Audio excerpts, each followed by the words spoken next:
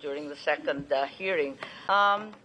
Sa ating agenda, maliwanag naman, unang-una, the clarification of the involvement of the ICC, the Interpol, and the various government agencies in the arrest of former President Rodrigo Roa Duterte.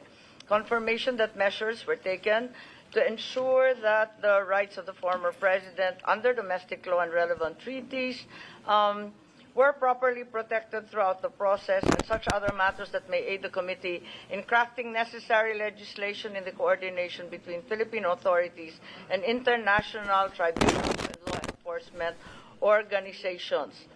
At kinikilala rin natin si Dr. Donald Palma ng PNP at si Senator Bongo na lalahok sa Zoom. So, andito na tayong lahat.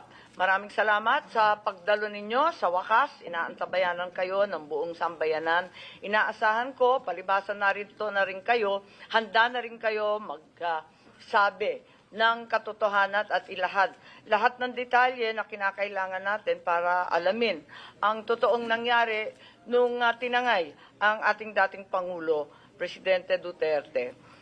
Sa ganitong paraan, tatanungin ko sa ating committee secretary na kung sakali yung oath of the resource person should now be administered.